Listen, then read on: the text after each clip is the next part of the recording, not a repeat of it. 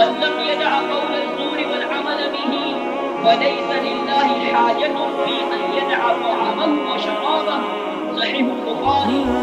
جو شخص غلط کوئی اور غلط کاری نہ چھوڑے تو اللہ کو کوئی ضرورت نہیں کہ وہ اپنا کھانا پینا چھوڑے. کسی شخص یا گروہ کا کسی دوسرے شخص یا گروہ کے متعلق قصداً حقیقت کے خلاف قول و فعل اور رویہ جھوٹ کہلاتا ہے تو صداقت کی ضد ہے. رسول اللہ صلی اللہ علیہ وسلم نے فرمایا کہ جو شخص غلط بولی یعنی جھوٹ بولنا اور غلط کاری یعنی اس پر عمل کرنا نہ چھوڑے تو اللہ کو کوئی ضرورت نہیں کہ وہ اپنا کھانا اور پینا چھوڑے. البتہ صدق یعنی سچائی، قول و فعل اور ارادے ان تینوں کی مطابقت کے لیے کہا جاتا ہے. یعنی جب قول، فعل اور ارادہ تینوں کے اندر مطابقت پیدا ہو تو اسے سچ بولتے ہیں، اسے صدق کہا جاتا ہے.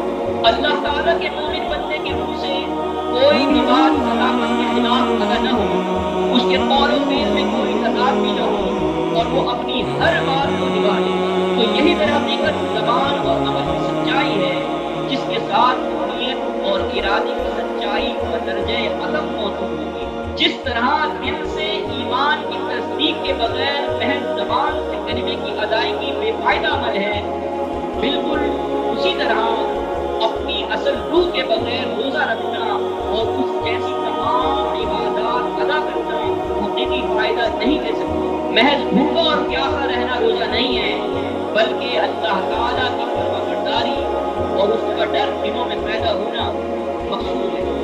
جب بعض لوگوں کا روزہ ان کے لیے کھانے پینے اور دیگر مشاغل سے رکاوٹ کا باعث بنتا ہے تو وہ ان محرومیوں کا مداوع کرنے کے لیے تاش، لوڈو اور کیرم کھیلنے، ناول افسانے اور ڈائجسٹ پڑھنے، نغمے غزلیں اور قوالیاں سننے، ڈرامے، ویڈیوز اور فلمیں دیکھنے جیسی دلچسپیاں ڈھونڈ لیتے ہیں. اور اگر یہ ممکن نہ ہو تو دوستوں میں کہیں بیٹھ کر گپ شپ کرنے لگتے ہیں. بھوک میں غیبت کر کے خالی پیٹ اپنے بھائیوں کا گوشت کھانے میں انہیں بڑی لذت ملتی ہے.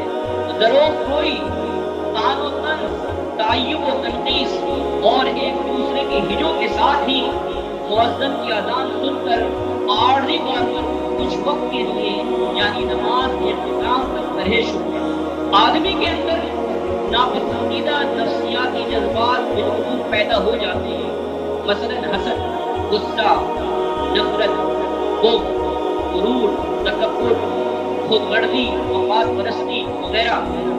بعض موقعوں پر یہ جذبات ابھارتے ہیں اور آدمی کو اپنی طرف کھینچ کر لے جانا. اس وقت ضرورت ہوتی ہے کہ ایمان والا اسی پرہیزگاری کے اصول پر عمل کرے جس کی تربیت ایک انتہائی شاندار الہی کورس کے ذریعے سے اسے رمضان کے مہینے میں دی گئی تھی.